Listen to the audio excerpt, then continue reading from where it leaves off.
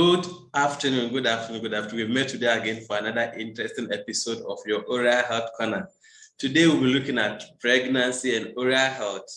I'm sure if you're a male, your dream is to certainly marry, and then your wife will become pregnant and give birth. If you're also a lady, your dream will also be to also have to give birth in future, if even not you, your sister, or anybody in your family. So this topic is of interest to all of us.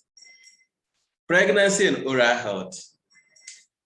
Usually in pregnancy, there are a lot of physiological changes and same affect the cavity, the oral cavity, if not much.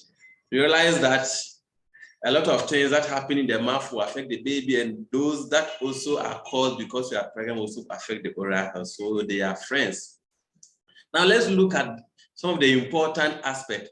What causes this oral health changes or the problem in your mouth during pregnancy? One, we are saying that the hormones we have, the estrogen and then the progesterone.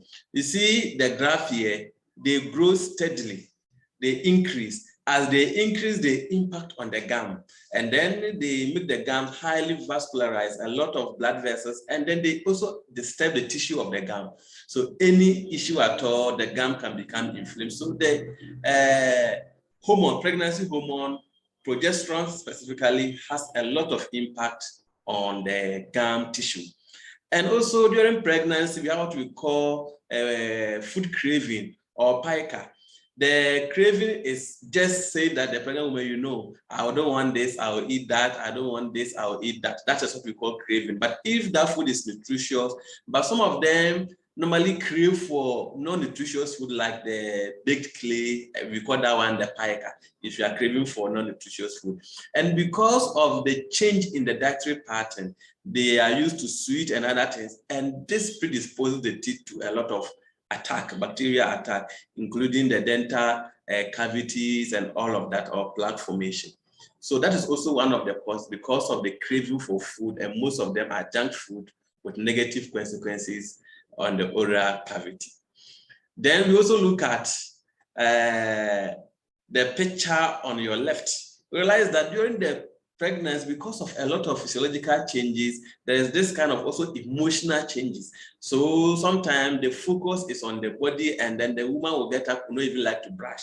Some of them brush, they vomit, and they think that is the brush that is causing the vomiting, so they will not like to brush. So oral health is usually neglected, and once that is neglected, it impacts very negative on the health of the person. Then the vomiting. Once you vomit, anything that goes inside the stomach is highly acidic. The content of the stomach is acidic. So once you are vomiting that out, you are bringing acid back into your mouth, and bringing acid into your mouth affects the teeth tissue. So we'll be looking at the impact of those as we go forward. But remember that the issue of the plaque is always with everybody. If you don't have plaque in your mouth, your gum cannot get inflamed. And if you also have a plaque, it will facilitate the inflammation. So the hormone and the plaque, they work hand in hand. Let's look at some of the problems that one can face.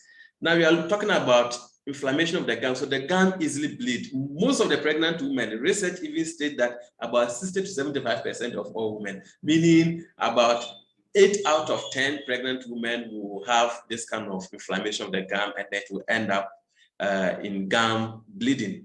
Then if you don't treat the gum bleeding, which is the gingivitis, then it results in what we call perio. Perio, you realize that the flesh is running away, the flesh and the bones are running away and making the teeth longer, and this can lead to loss of tooth tissue. So this is a sample picture to show you the healthy gum. Then the gum becomes inflamed. If nothing is done about it, then perio will set in. Then once the perio sets in, periodontitis, realize that we are about losing the tooth. The tooth has become longer, the gum and the bone have run away. So realize that it is simple, but not that simple. From the bleeding gum, it can become so worse. Then we have another picture on your right. This one we call it pregnancy epulis or pyogenic granuloma, or even other people call it pregnancy tumor. This one usually happens when you become pregnant.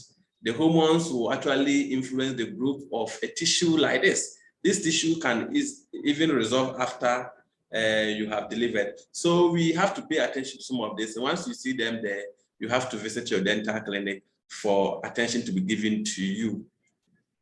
Then we have what we call teeth erosion. The erosion of the teeth, like I said, once you vomit acid or whatever you are vomiting, the morning sickness, which occurs in the first 3 months of pregnancy, because the content is acidic, the acid actually wears off the teeth surface, and we call that one teeth erosion. So pregnant women are also prone to this teeth erosion. Then we have the dental cavity, and this is primarily caused because of neglected oral hygiene.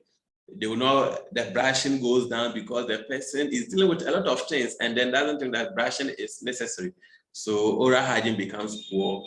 Then the cavity comes, it becomes big, and the person might eventually lose the tooth involved.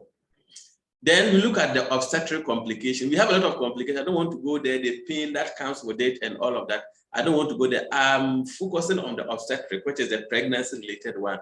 Now, if you have perio, gingivitis will lead to perio, and the perio will lead to normally premature delivery. So if we want to achieve our SDGs, first it was the MDGs and now the SDG, specifically SDG 3, of taking care of our children, preventing infant mortality, then we have to pay attention to our teeth, because if you have perio, preterm delivery is one of the hallmark, and it's as a result of some of the chemicals produced by the bacteria that is causing the perio. And specifically implicated in this is what we call the prostaglandins. So we need to be very careful, even though the physiology is not that clear, but the research has established that. Prevention. Before you conceive, if you can, have dental cleaning before you conceive, so that the plaque will be removed, any debris on your teeth will be removed. Brushing morning and evening is always a key thing. You don't have to joke with it. Flossing, we have been talking about this. This looks so cheap, but they are priceless if it comes to oral health. They are the main pillars of oral health. Then we also talk about going to your dentist for periodic cleaning. Every 6 months, you have to go. Okay, if you want to get pregnant, you can even talk to your dentist or your oral health professional that I want to get pregnant. They do the cleaning for you before you even conceive, so that we are sure your oral cavity is clean. And then some mouthwashes also prevent the plaque. We call it the chemical plaque control. But don't go and buy any mouthwash at all. You can speak to your oral health professional for advice. Thank you so much for your time. Subscribe to our social media handles, Shai Bisifu on YouTube. You can also Shai Boost Oral Health Partner. And thank you so much for your rapt attention.